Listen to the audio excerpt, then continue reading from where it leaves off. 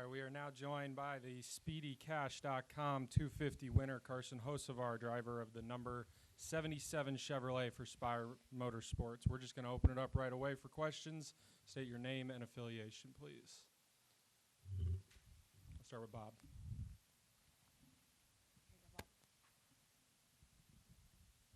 I'm Bob Hockers, Fox Sports. With the loose wheel, did that limit you any iota? I felt like it was limiting me, unless they're like, oh, it was tight, which they probably are going to be, and I was just seeing ghost. And but no, I felt like on the restarts I kind of forgot about it. I mean, I still had my hands full for whatever reason. I was loose, but no, I thought we're still just as strong on restarts. And having won the Cup race last weekend, do you come into this one in those final laps and think, I'm supposed to win this now? Yeah, I mean, I was just having so much fun out there.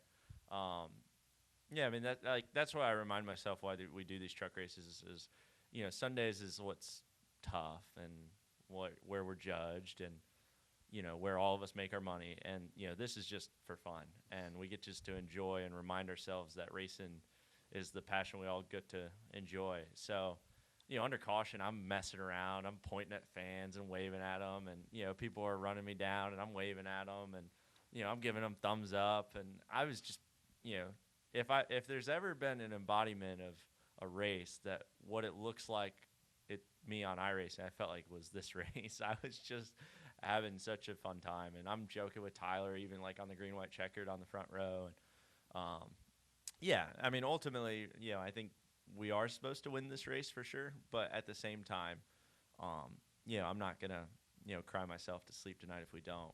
You know, I might cry myself to sleep if we don't win Sunday for sure, but you know, and think worse of myself, but you know, these truck races, I just hope it's a really, really fun race and I get to enjoy it. And, you know, if I make 1,000 moves, I might make one wrong, but I'm just glad I made 1,000 moves. And rather than just sitting out there running laps and running qualifying laps all by myself, you know, I can go test anytime. Well, not in NASCAR, but. Stay in the middle. Dustin Albino, J-Ski. Carson, between Sunday and tonight, what has this week been like for you? It's been just a lot of fun.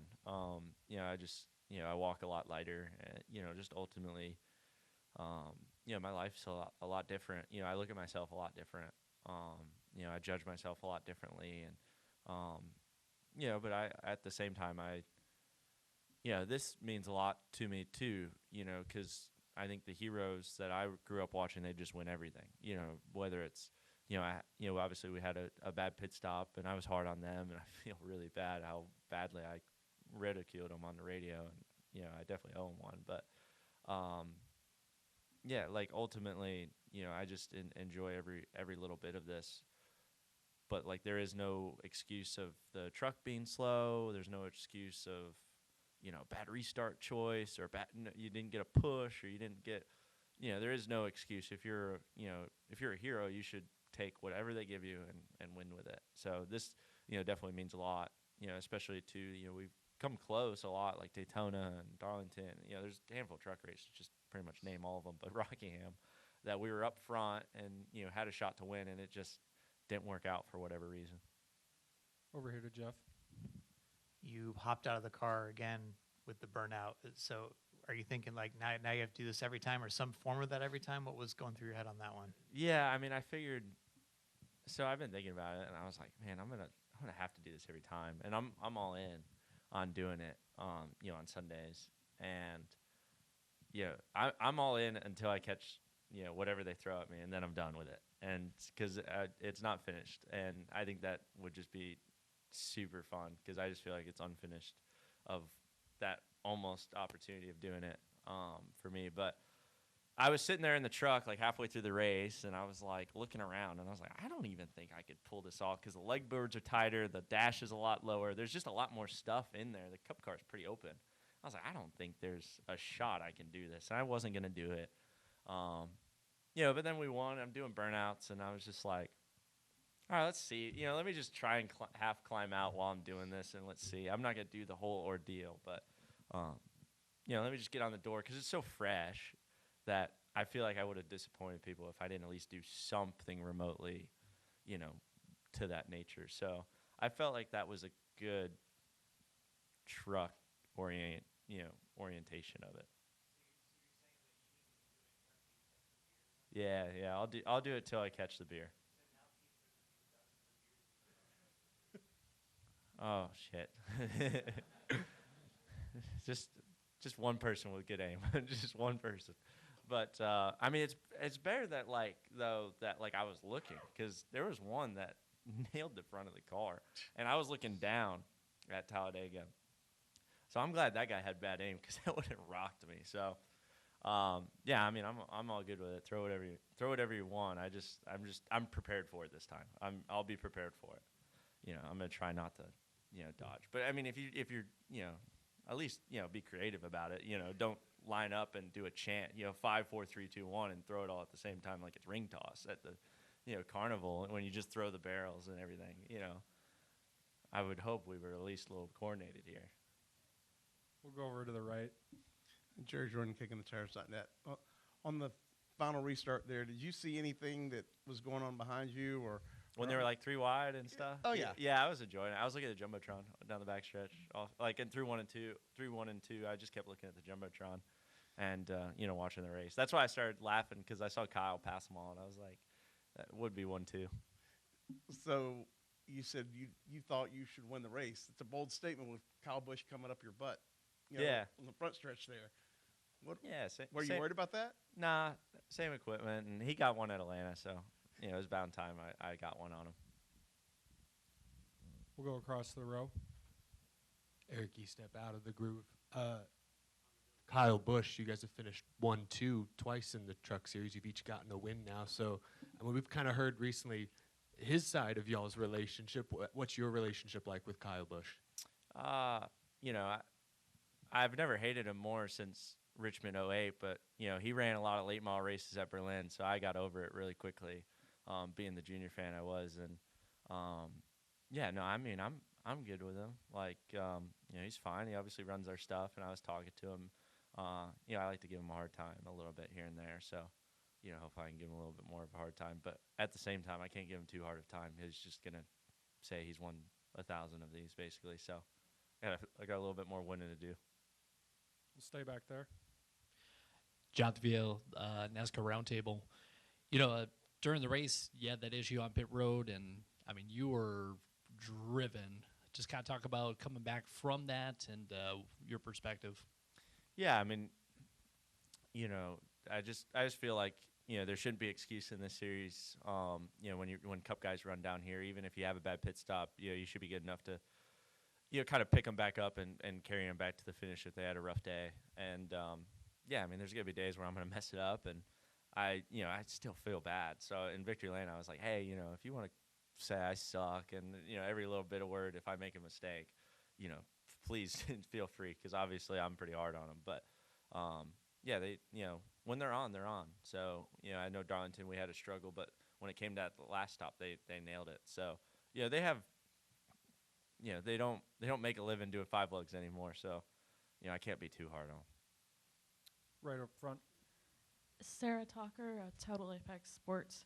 Your final 20-lap segment was consistently about roughly 0.2 quicker than the trucks chasing you. What in-race adjustment, either chassis or air pressure related, proved to be the turning point in stabilizing the truck during the if I give that away, everybody else is gonna do it. No, I mean our stuff was good. I was just trying to run as wide open as I could, and it didn't matter if I was fast. I just wanted to make sure the guys behind me were slower, so I was just trying to just be unpredictable. Thank you. Any other questions for Carson? We'll go to Bob, then Lee.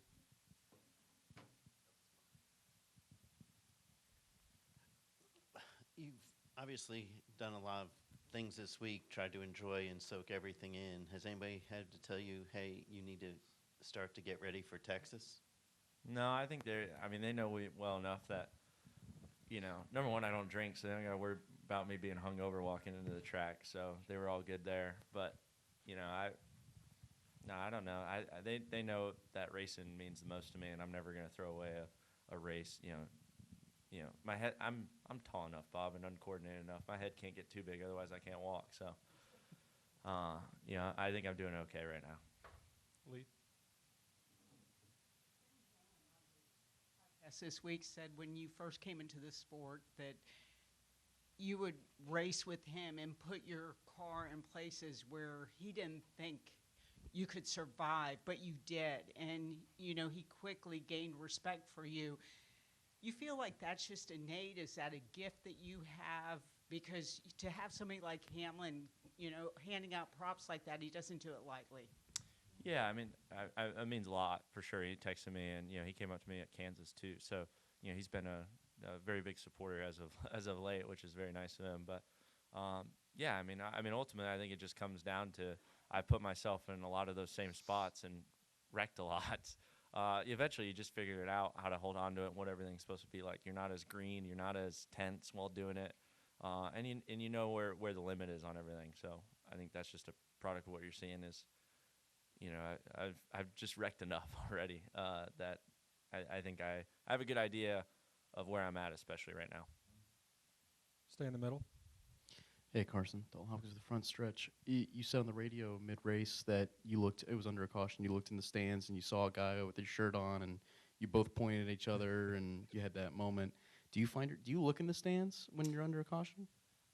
Yeah, normally. That's why I did like the burnout in turn one. I was just looking around and I was like, damn, these guys, been sitting out here all night and they probably don't ever get a burnout over here. I was like, so that's why I went over there right away, the Speedway Club and everything. And so hopefully they were all appreciative of that, I just wanted to do at least a burnout for those folks that probably would have went home, right away as I started doing the burnout down the front stretch. So, yeah, I mean, most of the time on Sundays, I don't look out too often and lock in like that and mess around. But, here I get to enjoy that and, really look out. And, I was laughing, pointing at people, waving at them. I was just being a fool a little bit, but I was enjoying every second of it. Along those lines, there was a time, I think around last year, a couple of years now, you were sort of wearing the black hat. Not literally, I know you are right now, but you're sort of wearing the black hat in the sport. You kind of had some fans that liked you, but some fans didn't. Are you surprised by the outpouring positivity that comes out of the fans this last week? I am. Yeah, I'm shocked and humbled and every adjective that sounds good from a PR person, I guess. But no, it does mean a lot. I don't know why I was a Dale Jr. fan. I don't think any race fan could tell you exactly why they're a fan. But there's one moment at some point during the race that. Or some moment they remember, or some way they felt while that move was happening, or that finish happened, or whatever, and you just lock in on that guy, and so it means a lot that whatever moment I've been doing lately that has made some people, some fans, or just at least get excited and cheer, that means a lot to me. I don't truthfully care if that grandstand is full of 77 shirts or not. I just want it to be full, honestly. So. Whether that's them loving or hating me to show up, that I'm doing something. Any final questions? We'll go to Matt. Matt Weaver, Motorsport, stepping in late. So if this has been addressed, we can just kick the can down the road. But I am so confused by your and Kyle Busch's relationship in the sense that you two talk about how much respect you have for each other. Kyle goes on a podcast, a TV show, and says that you're on the list, and it seems like you guys race really well together. And I don't know what the internal Truck Series Spire communications are like, but what is your relationship with Kyle? It's been fine. He has that moment in late models when I put him in the fence that he doesn't like. And I have Richmond 2008 as a junior fan.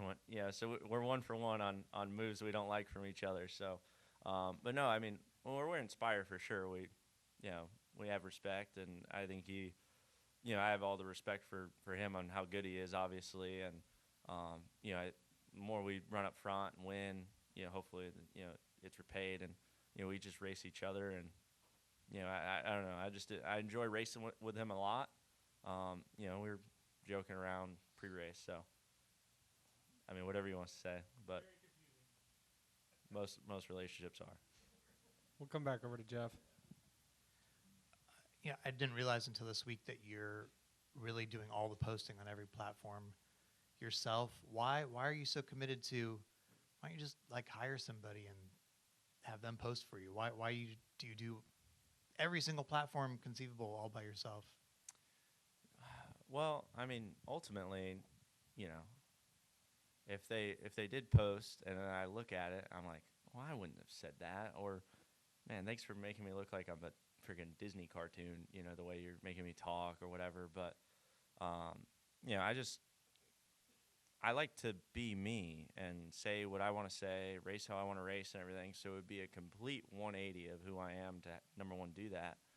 But you know, I think it stems also too from, you know, where I grew up. My dad does gold and silver and jewelry and everything, and you know, eventually, you know, not everything that comes in the store is their late grandmother or late grandfather or great great grandfather, and you know, they really need the cash and everything. Eventually, you know, they're feeding you a story, and you know, he's always said to me that, you know, he makes his living feeding through people's, you know, BS. And you know, ultimately, especially into now today, and like, you know, I don't think any of us like seeing ads, and we pay to avoid ads. So, you know, if I'm you know, posting that and you know, not being me, and you don't know that, I'm no different than what I hate or dislike about everything. So yeah, I just, you know, every single platform, it's me. Like, I'm writing it, bad grammar, misspellings, you know, the whole deal. You know, every photo that's picked, it's all for me. Any final questions? All right. Congratulations, Carson. Appreciate it. Thanks, guys.